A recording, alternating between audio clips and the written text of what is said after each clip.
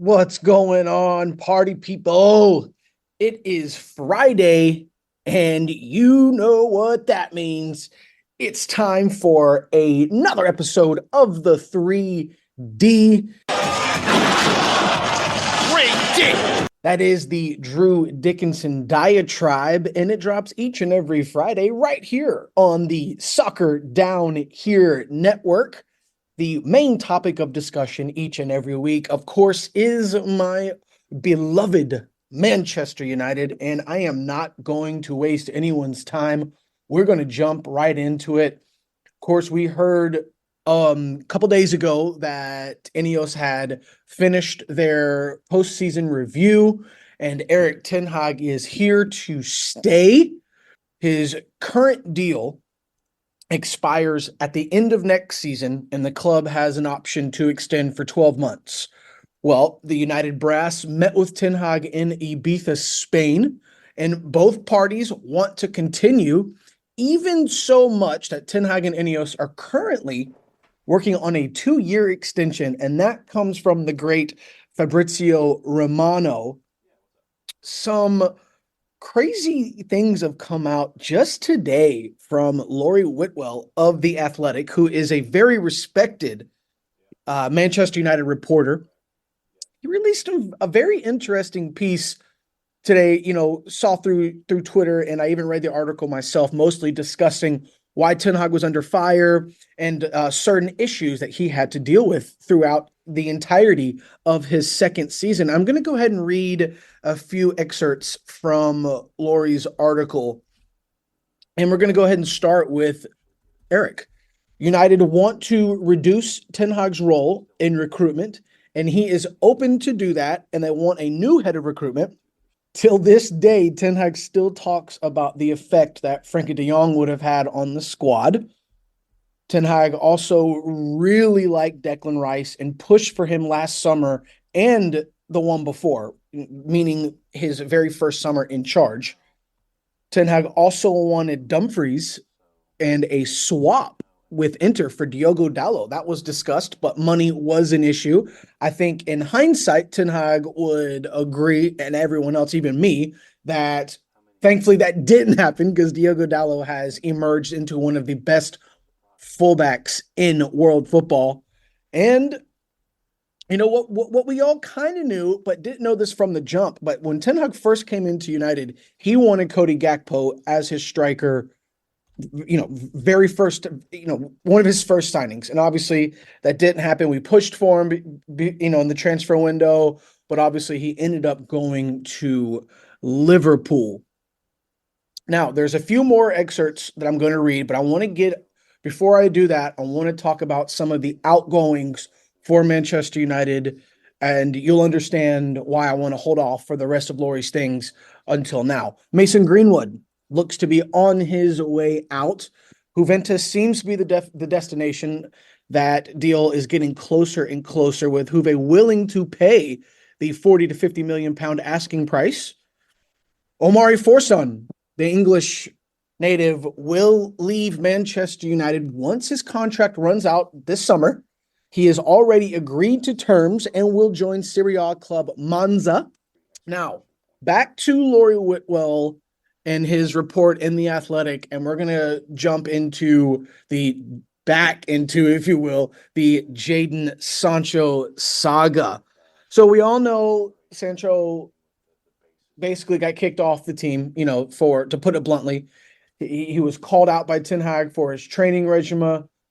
Just his attitude was always showing up late. And Ten Hag said all you had to, and he went to social media, made some, nasty posts about the manager, and all he had to do was, apologize, and he refused to do so. So according to Laurie, Sancho, jeez, easy for me to say, Sancho refused to press as an opposition opponent during training, the way Ten Hag wanted to. And he was given an ultimatum: you can either press or you can leave early, which he chose to do. He chose to walk off, which is why after the Arsenal defeat, Ten Hag criticized Sancho's training, and it prompted a very controversial social media post from Jadon, which I just mentioned. And all attempts to resolve the issue in meetings failed when Sancho, obviously, he didn't want to apologize. And even more, kind of gooey stuff came out about the situation. I don't know who Jadon Sancho thought he was, but he made the claim. Now, this is according to Whitwell. He made the claim to Ten Hag that United bought the wrong player because he is a left winger, not a right winger. And according to Laurie, that prompted Ten Hag to go back into the transfer market for Antony. So play someone with a bad play someone who's arguably better, but with a bad attitude and disrespectful, or go get a guy in Antony, although Ten Hag did want him before this. He wanted him in, June and July, where he would have been half the price. But go get Antony, who you trust and will play for you and play for the badge. Sucks that he costs 100 million, but that is the Jadon Sancho saga. And with Ten Hag staying at United, it's for sure that he is gone. Dortmund, they're already said to want him back, but they're not going to be able to afford the 40 million pound asking price for Sancho. That's what United want, because he is now officially up for sale. And, just really outstanding revelations from that Whitwell article. Some more things. Casemiro and Varane preferring the flexible coaching styles at Real Madrid, i.e. Carlo Ancelotti and Zinedine Zidane.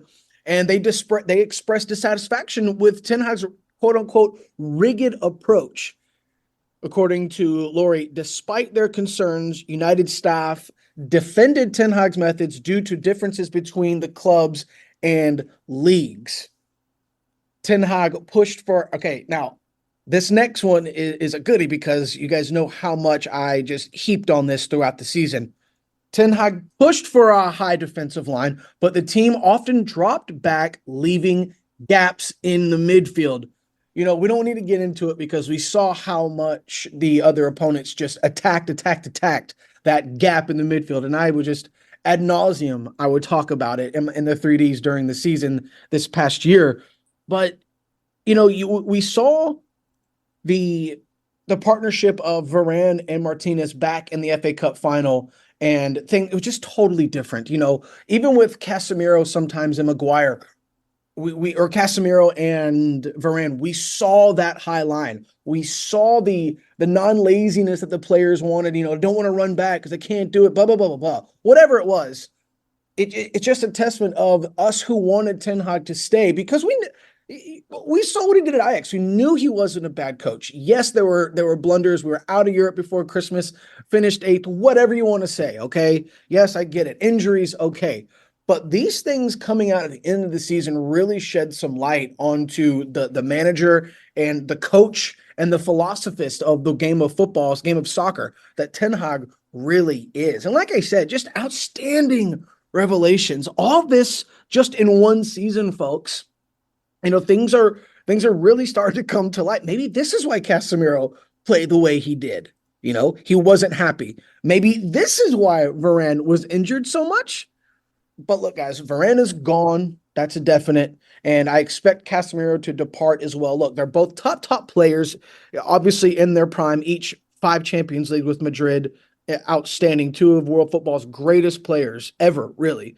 But that type of baggage with their age that they come with, it's just something that Ten Hag doesn't need anymore. It's time to, again, top players, but let's rid out that dead weight.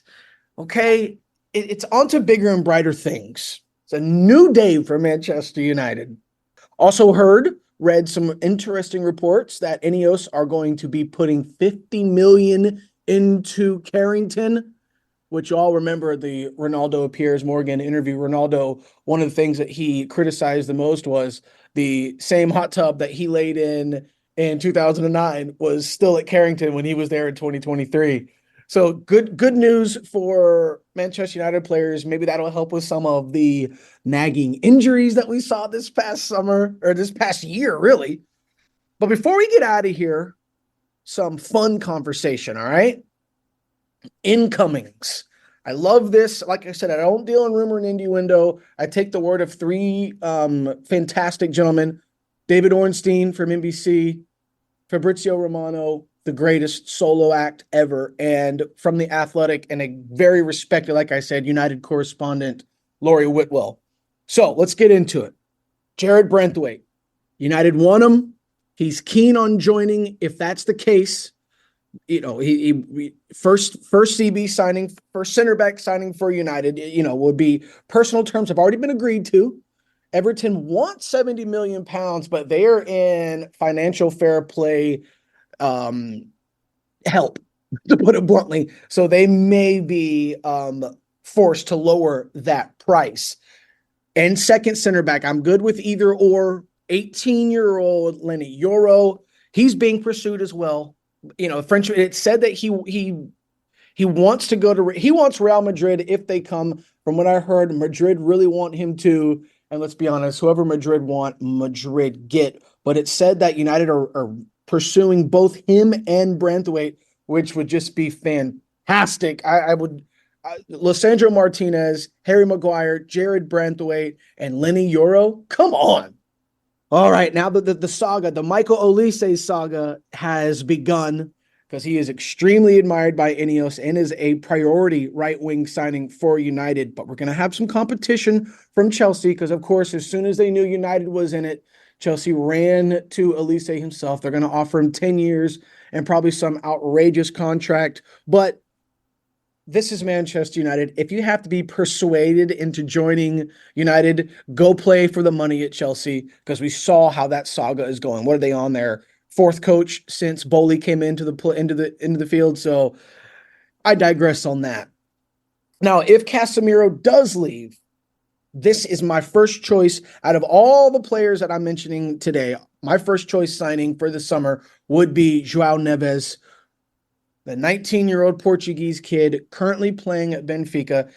Just unbelievable defensive midfielder for his age. Just good friends with Bruno. Hopefully that helps. $100 million price tag. That could be too high, but according to David Ornstein from NBC, United are really, really pushing for this 19-year-old Portuguese kid, and I would just love it, guys. Absolutely love it. I know things didn't turn out, but it brings me back to the if this happens, it'll bring me back to the excitement of the Paul Pogba signing, because that was, whatever you want to say about, like I said, how it ended, the beginning was nothing short of just fantastic. Now, backup striker for Rasmus Højlund, Joshua Zirkzee, 23-year-old Dutchman, currently contracted to Bologna. He is highly admired by both United and AC Milan. The player has actually already agreed to terms with Milan, but we are seeing some complications over agent fees, and that's kind of slowing things down. Hopefully that gives United some leeway, some room to, stick their nose in that hat and flip Zirkzee over to the red side of Manchester. Now, Manchester United will be linked, guys. They're going to be linked to hundreds of more players, but these players right here are the ones to keep an eye on. Like I said, these are from very, very reliable sources. Things could change. More names with more certainty could come into play, but it is only June 14th, so there's so much more to be excited about as far as incomings. Ineos' first summer, they have to make a big splash to get this, to get the Glazeritis, all that negativity out. They got to make a big splash, make the fans excited for this upcoming season. I know I already am, and things really haven't started. But with Ten Hag staying, we have a new day here at Manchester United. We got the Euros starting this weekend. Euros starting actually today. I will just keep it short and sweet. The trophy's coming home. And if you don't know what that means, Google it. So I hope everybody enjoys their opening day of the Euros. Enjoy their weekend.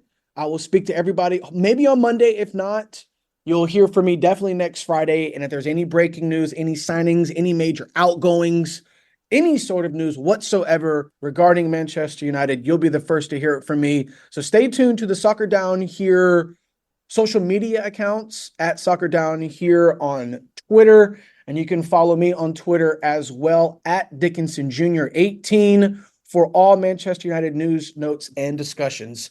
Everybody, thank you so much for listening. I hope you have a wonderful weekend, and we will speak to yous next week. Drewski out. Oh, real quick, cheap plug. If you're not busy this Saturday, come on out to Das Barbecue. Deep South Wrestling and Das Barbecue are celebrating their 1-year anniversary of their partnership. Saturday, June 15th, 5 p.m. bell time. Yours truly will be calling the action. So come on out and support your favorite independent wrestling company, Deep South Wrestling. We are wrestling. We are Atlanta. We are Deep South. Thank you for the cheap plug. Talk to you guys next week. Great dick.